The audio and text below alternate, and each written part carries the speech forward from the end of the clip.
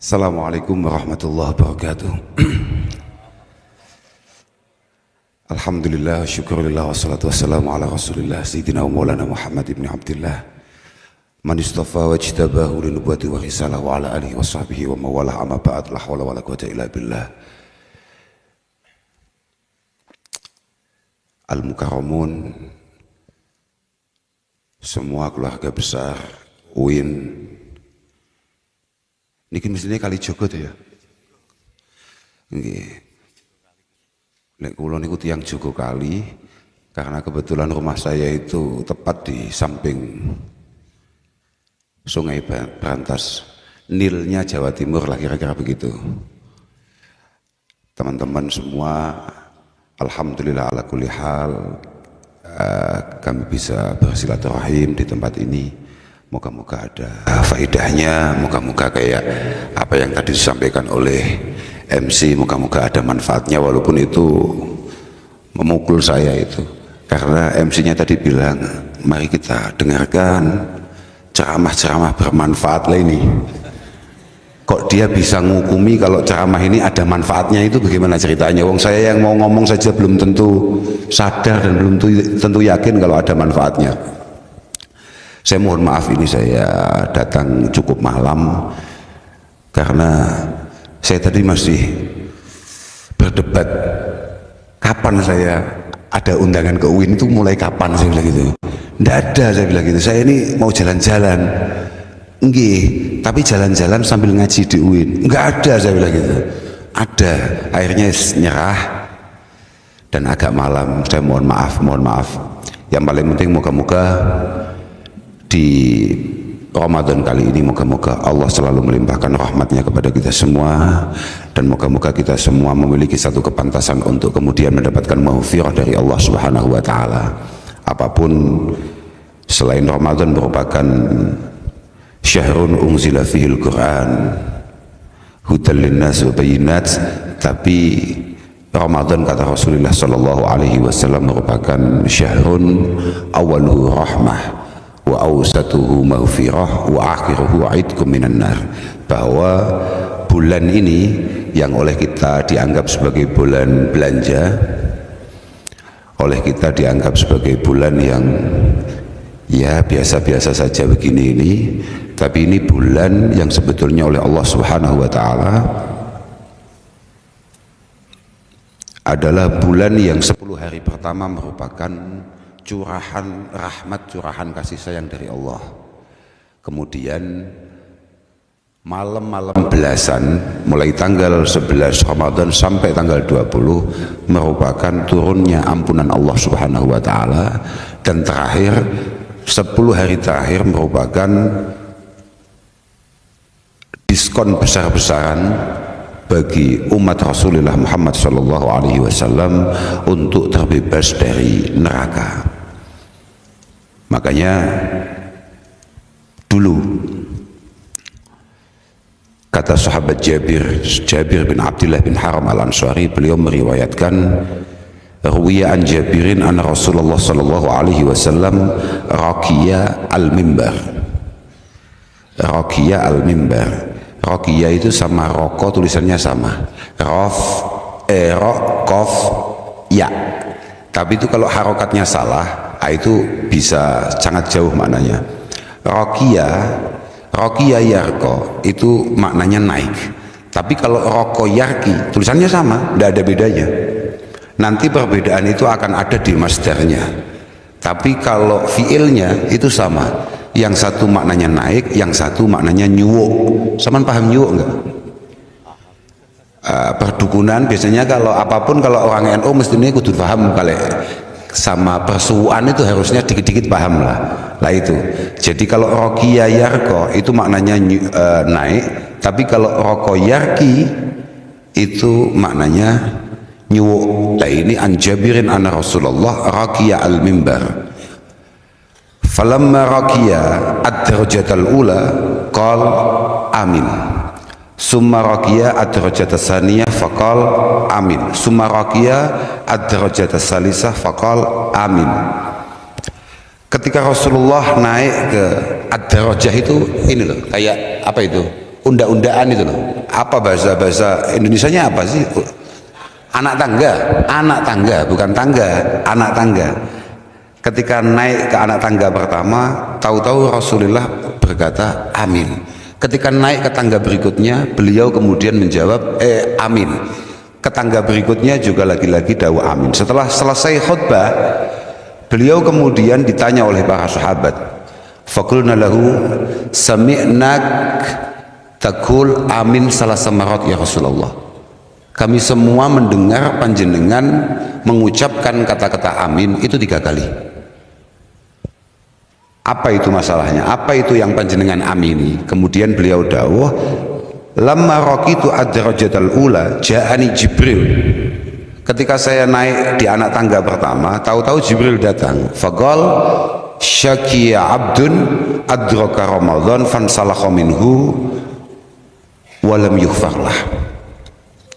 Sangat celaka, sangat sial, ada hamba, ada orang ketika dia menangi Ramadan, ketika dia ketemu Ramadan habis, nyampe Syawal tapi dia belum mendapatkan ampunan dari Allah Subhanahu wa taala.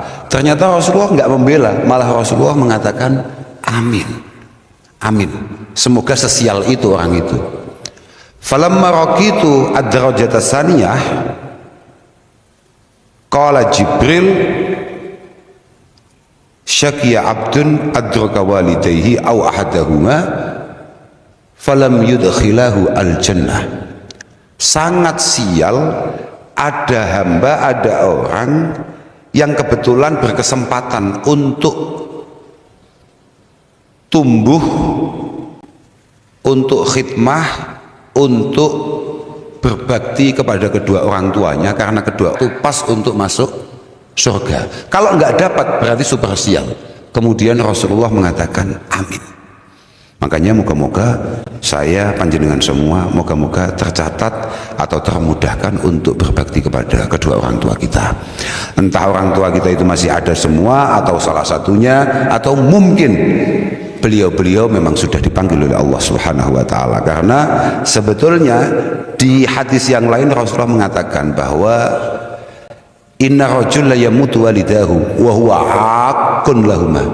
Berapa banyak di antara kita ketika orang tua kita masih hidup, kita ini tidak punya kesempatan untuk berbakti kepada beliau berdua.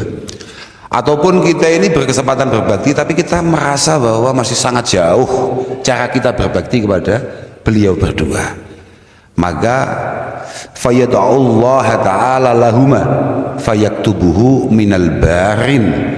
Berapa banyak, kata Rasulullah, yang kemudian dia berbakti setelah orang tuanya mangkat, yakni biddu'a wassadaqah anhuma wal istighfar lahuma dan lain sebagainya.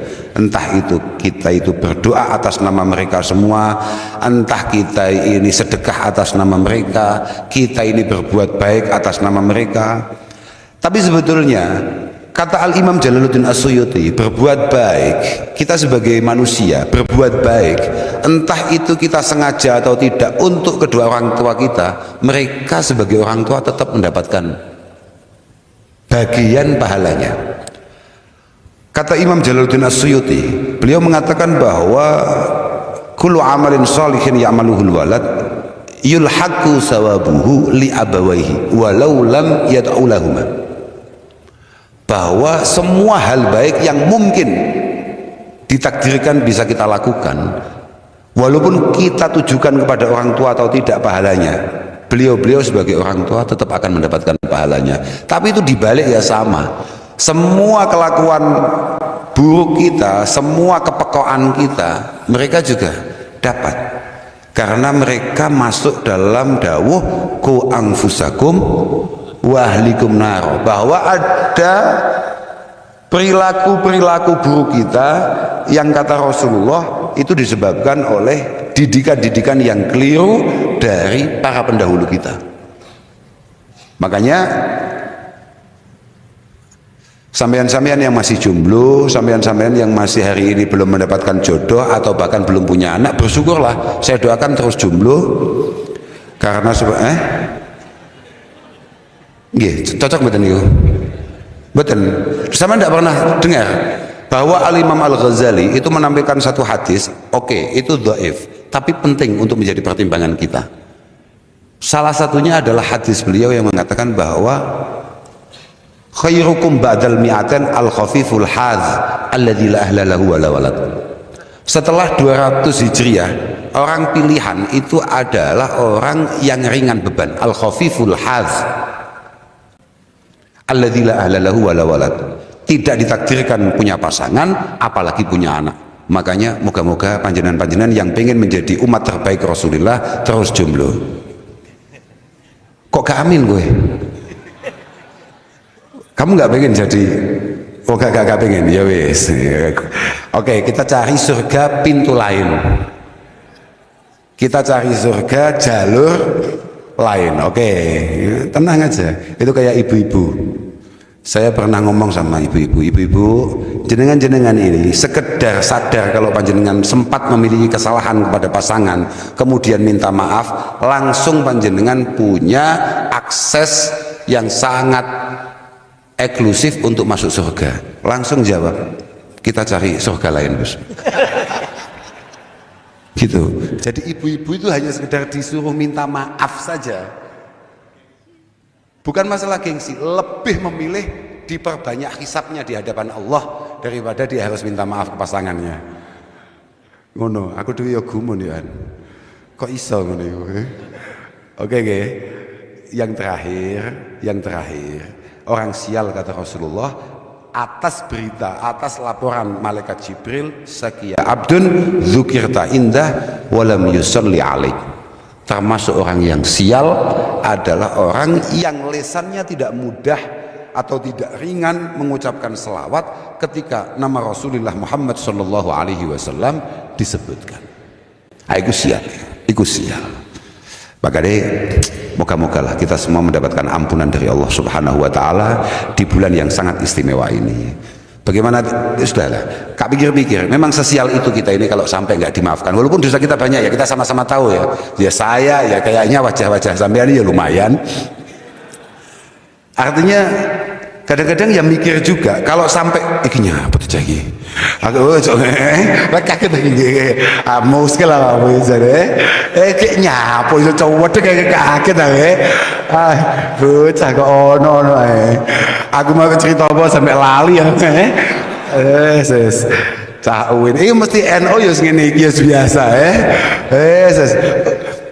panjang CEO yang menyamar. Oh begitu ya. Oh tahu-tahu CEO no piye ini. Aku mau cerita apa ya? Oh gini. Kenapa saya harus ngomong bahwa kalau naudzubillah summa naudzubillah kalau kemudian dosa kita yang segini banyaknya ini tidak mendapatkan ampunan di bulan Ramadan. Bayangkan Rasulullah itu juga menampilkan satu dawuh yang pada akhirnya ditulis oleh para ulama kita, entah itu Syekh Nawawi, entah itu Syekh Ihsan. Syekh Ihsan itu Jambes. Saya sebutkan karena itu orang Kediri tapi menginternasional, bukan hanya menasional. Loh, ulama-ulama kita itu top betul. Kayak tadi sore itu saya lagi bahas salah satu karya-karya ulama-ulama yang sangat luar biasa dari Indonesia. Salah satunya adalah karya-karya terbaik dari Syekh Mahfud At-Tarmasi. Mana namanya? Termas. Usaman Termas Mas. Lah ayo, kok gak meyakinkan? Oke. Apa tadi? Lah, di situ mengatakan bahwa lillahi fi kulli lailatin min layali syahri Ramadan indal iftar alfi atikin minan nar. Coba bayangkan, setiap buko maghrib paham ra? Sing poso biasanya paham, lek gak pate poso ya maghribe ketahuan. Makanya saya itu berangkat dari rumah memang sudah agak sore tadi itu. Bukan faktor apa-apa, karena saya tahu kalau dari Kediri ke Jogja kemudian nggak puasa mokel, itu gak pantas, mek ngono tok masalahnya. Tapi kalau misalnya undangannya ke Jakarta atau kemana lah, itu saya semangat. Bahkan saya mungkin berangkatnya dari tadi malam. Mereka pantas toh, Jakarta malah poso kan gak luas. Lah iya toh.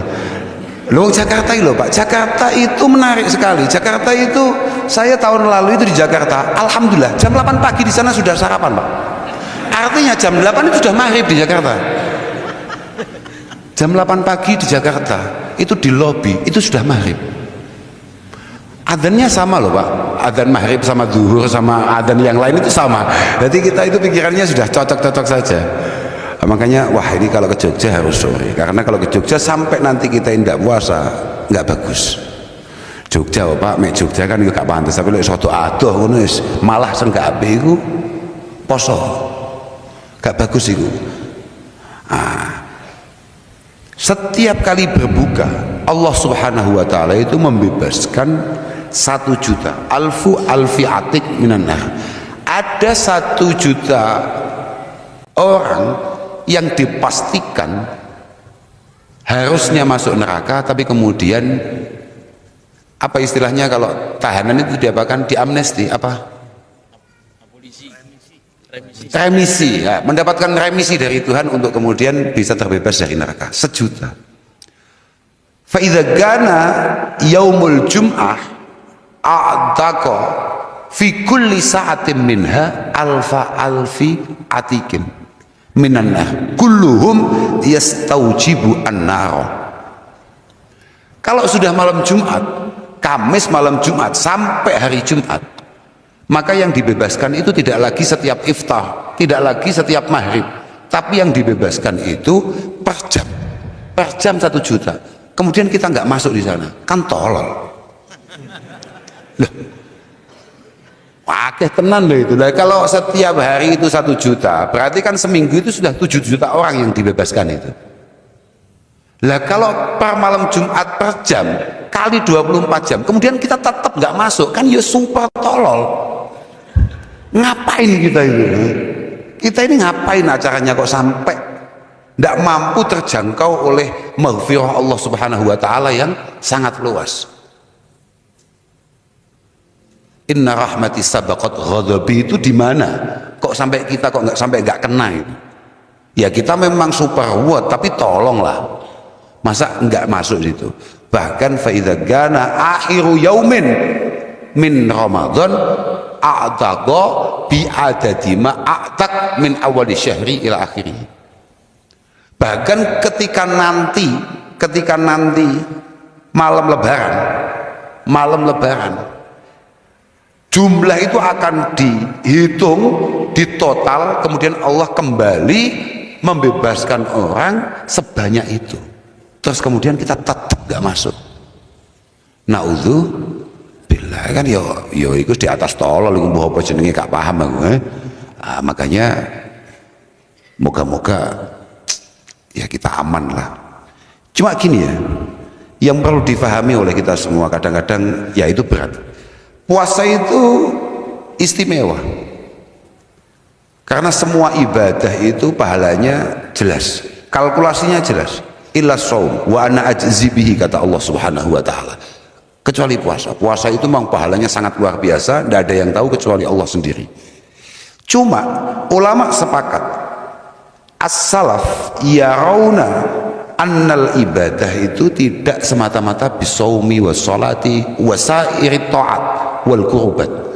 Bahwa ulama dari dulu ngomongkan puasa yang kemudian dengan segala macam keistimewaannya, termasuk rahmat, maghfirah, idkun minan nar, itu tidak semata-mata hanya dengan kita ini melakukan puasa, menahan lapar, kita ini melakukan banyak sholat di sana. Biasanya sholat ba'diyah, qobliyah 2 rakaat nggak dilakukan, sekarang taraweh sok-sokan. Lah iya, awamu taraweh peng telu aktif ngono ya. Istiqomah taraweh tanggal 1, tanggal 2, tanggal 3, tanggal 4 jiwamu wis Fir'aun. Loh, artinya jiwa-jiwa kamu kok nggak kayak saya ya? Melihat siapa begitu siap-siap mau ngopi mau apa, kamu berangkat ke masjid di hari keempat, pikiranmu wes ana ahsan minhu, ana khairun minhu, ana afdal minhu, ana atwa minhu. Fir'aun banget hanya karena taraweh 3 hari, hanya karena taraweh 3 hari, padahal tidak ada satupun ulama yang menganggap bahwa taraweh itu adalah satu kewajiban. Jadi taraweh telung dina tok, perasaannya wong liya kabeh ahli neraka, dhek tok sing ahli surga.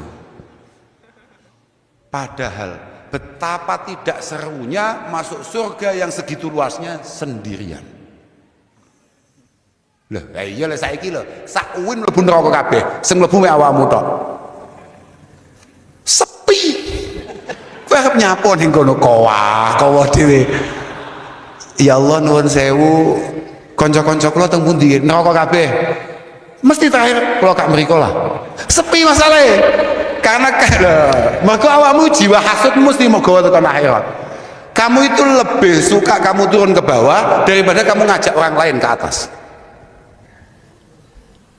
Makanya ulama mengatakan ibadah di bulan puasa dengan segala keistimewaannya ini tidak melulu terkait masalah bagaimana kita tadarus, bagaimana kita ini jamaah, bagaimana kita ini puasa, tidak. Tapi yang paling bagus adalah kafun nafsi anil adha wa hadki hurmatin nas. Yang paling bagus adalah bagaimana kita punya kemampuan menahan diri kita untuk tidak menyakiti orang lain, kemudian tidak merendahkan orang lain. Itu penting dan itu berat. Sama sadar tidak bahwa Rasulullah menamai Ramadan ini dengan banyak nama. Oke, Ramadan adalah syahrul Quran. Makanya setiap tanggal berapa itu, kalau sudah mulai akhir-akhir ada istilah nuzul Quran. Oke. Tapi harus tahu, di sini ini ada syahrul muasah. Di sini ini ada nama namanya syahrul ihsan. Di sini ada nama namanya syahrul sabr. Sama bisa lihat itu di kitab-kitab itu. Syahrul sabri fi Ramadan itu adalah syahru man'in nafsi anittiba'i hawa. Bulan di mana kita harus memaksa diri kita untuk tidak mengikuti hawa nafsu kita, dan itu berat saudara, berat. Aku gak mampu, aku gak ngatasi ya meneh delok wajahmu, wah tansaya berat. Gini ya, sama itu kalau disebut kata-kata sabar itu berarti hubungannya dengan apa? Sabar itu hubungannya dengan apa? Sabar itu hubungannya mesti yang ada dalam pikiran sampean kalau udah ngomongkan sabar itu musibah, masalah, hal-hal yang membuat sampean tidak nyaman. Itu hubungannya dengan sabar. Tidak Pak, sabar itu tidak melulu terkait itu. Sabar itu harus kita pahami bahwa sabar itu adalah fi'lul ma'murat wa tarkul manhiyat. Salat itu butuh sabar bukan? Butuh sabar. Kademen isu-isu dadak wudu butuh sabar.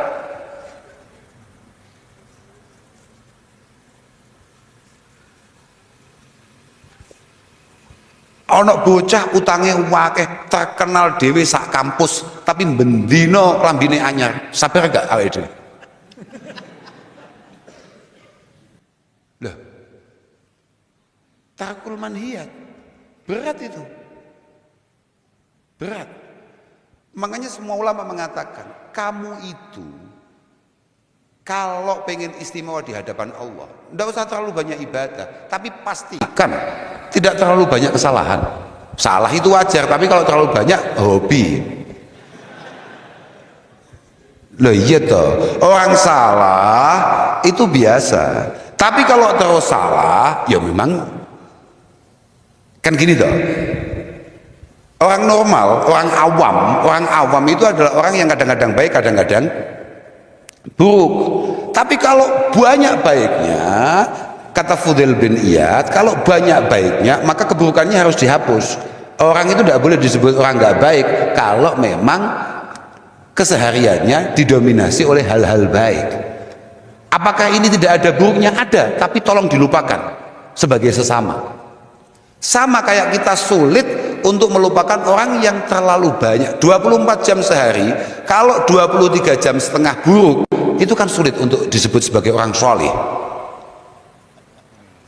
Padahal kalau kita mau tahu solih, kenapa Nabi Ibrahim itu disebut solih? Dalam Quran dikatakan bahwa karena konsistensinya terus solih, terus baik. Karena kalau hanya sesekali baik itu kayak kita, nah itu belum pantas sebetulnya disebut orang solih. Loh, kita ini pagi baik, agak siang dikit masalah. Tapi zuhur tobat.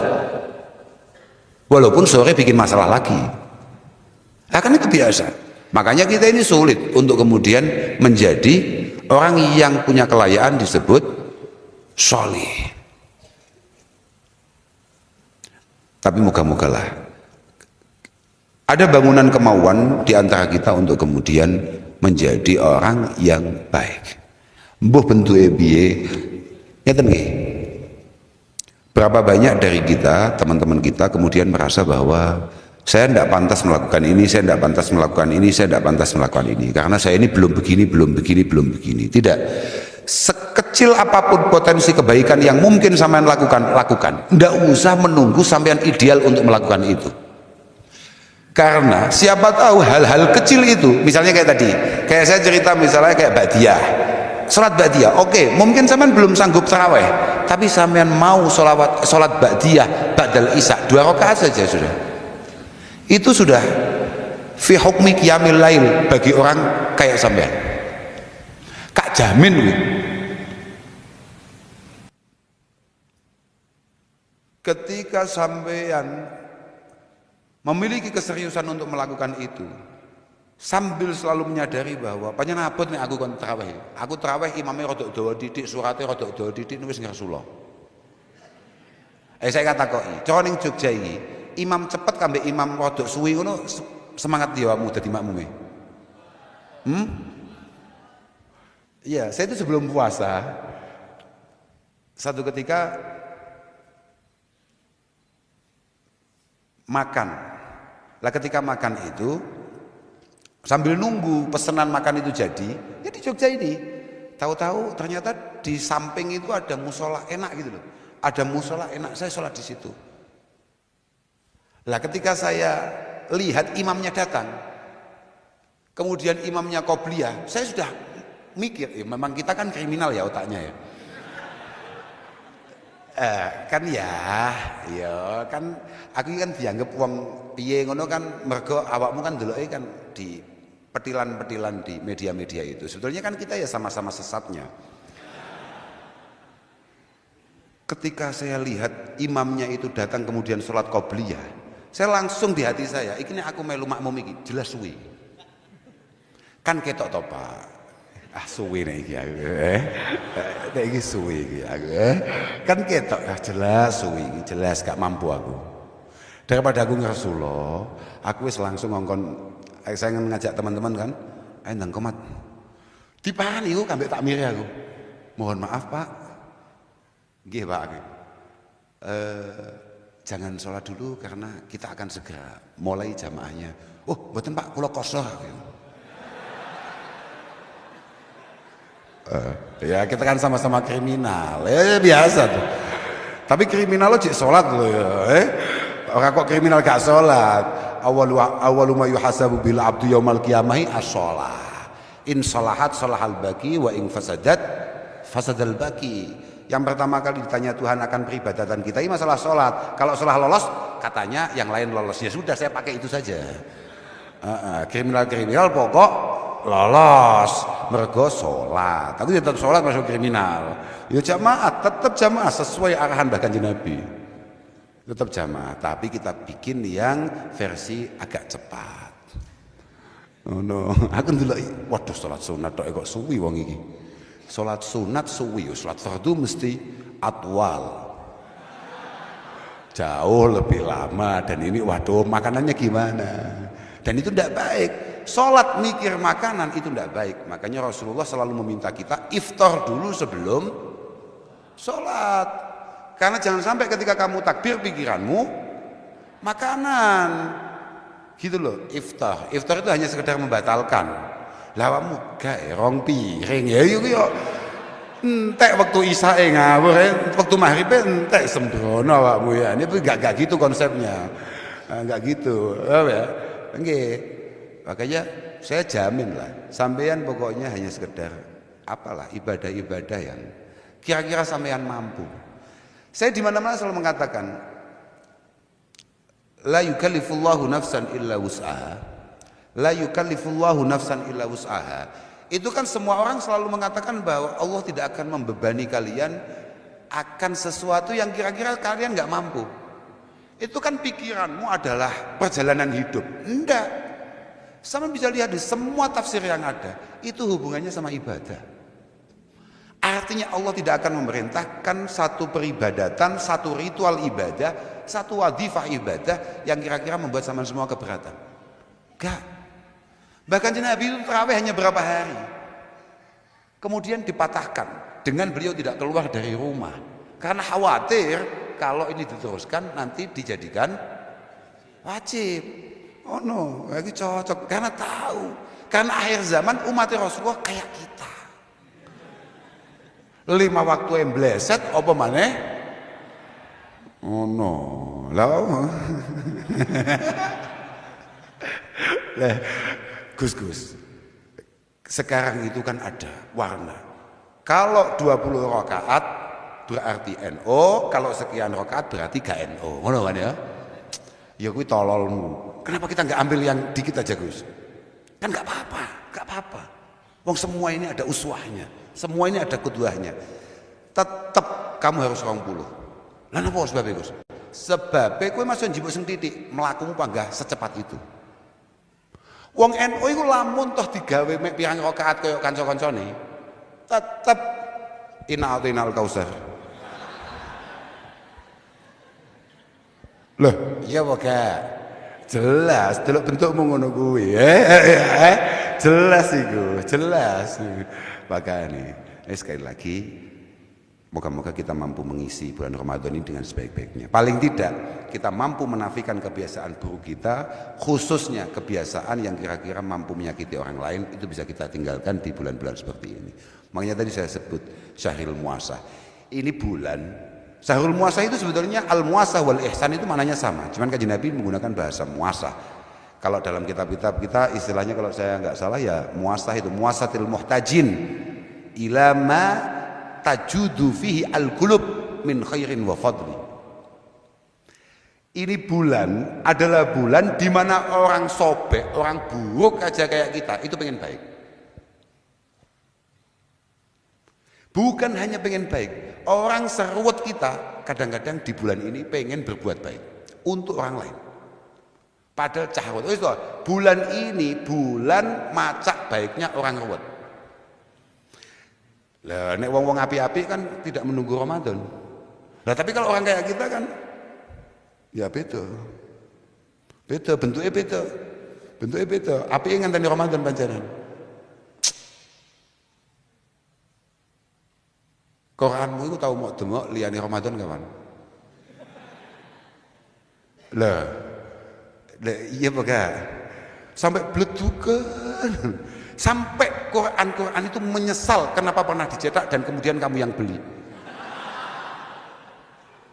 Loh, coba tanya Quranmu itu. Mesti gitu. Mentalnya. Kejiwaan Quran yang kamu beli itu mesti gitu. Aduh, aku kok mulai dilapi ya, mesti harus mlebu Ramadan nih. Setelah itu masuk Syawal, alhamdulillah kita lupakan lagi. Apa meneh saiki wis ono HP, ono tab, ada iPad, ada macam-macam. Tahan saya gak kedemek. Tapi tetap menjelang Lebaran kita bersihkan. Tapi tetap ditaruh di musola-musola. Bagus, gak apa-apa. Paling gak sempat kamu sentuh. Paling gak tanganmu pernah menyentuh mushaf itu, bagus. Makanya ini adalah bulan muasah, bulan di mana orang-orang ruwet kayak kita saja berusaha baik, bahkan berbuat baik bagi orang lain. Kata Rasulullah, kamu itu tidak akan menemukan la tajidu ahadan fi Ramadan illa muwasin wa muwasan. Di bulan Ramadan itu hanya ada 2 kelompok. Kalau enggak berbuat baik, ya dia berarti dibaiki orang lain. Kamu jangan pikir bahwa berbuat baik itu melulu terkait masalah misalnya taftir. Taftir itu apa ya? Biasanya kan kalau mohon maaf kalau ada orang yang cukup berada itu kemudian dia kasih apa Pak? Takjil. Aku ya itu bahasane wong kutho iku. Bener iku, takjil atau kasih, bahkan ada berbuka gratis atau ada apa, kan begitu. Makanya kan fadzaka yuwasi bil mal, fadzaka yuwasi bit ta'am, fadzaka yuwasi bisilah, kan enek ngono iku. Macam-macam. Ada satu orang itu cara berbuat baiknya ya mungkin karena dia rizkinya lebih, dia ngasih makanan, dia ngasih uang. Ada yang hanya sekedar silaturahim. Tapi kadang-kadang ada orang yang saking ruwetnya di bulan Ramadan menghindari silaturahim. Karena apa? Biasanya orang yang nggak pernah silaturahim terus kemudian Ramadan silaturahim, golek utangan. Loh, ini kalau sudah menjelang Lebaran itu WA terasa sangat bahaya loh Pak. Pokoknya, oke, terasa bahaya. Kenapa terasa bahaya? Karena siapa tahu banyak orang butuh. Kata Imam Syafi'i, ini terakhir ini penting ini. Kata Imam Syafi'i, kita ini kalau di bulan Ramadan, kenapa diminta untuk sedikit dermawan, lebih dari bulan-bulan yang lain? Karena mohon maaf di bulan ini banyak sekali orang yang butuh. Bahasanya Imam Syafi'i adalah likasrati hawaijin nas fi Ramadan ila masalihihim. Maka sekecil apapun yang bisa kamu bagi di bulan Ramadan, bagi. Misalnya ada kalian mendapatkan MBG, kok MBG, ojo liane ya. Ojo liane saya. Misalnya dari kalian ada yang punya apa ya? Ada yang punya, oke itu apa itu? Kotaan itu enggak tahu saya isinya apa. Itu kalau bisa dibagi, bagi. Jangan dimakan sendiri. Karena banyaknya orang yang butuh di bulan Ramadan. Moga-moga kita semua selalu mendapatkan taufik hidayah inayah dari Allah Subhanahu wa taala. Saya juga ikut doakan selalu. Moga-moga semua diberi kemudahan dalam proses kehidupan panjenengan semua. Sampeyan muga-muga fid dunya hasanah wa fil akhirati hasanah. Di dunia sampean sukses penuh manfaat, sampean di akhirat juga sama. Selamat juga penuh manfaat, yakni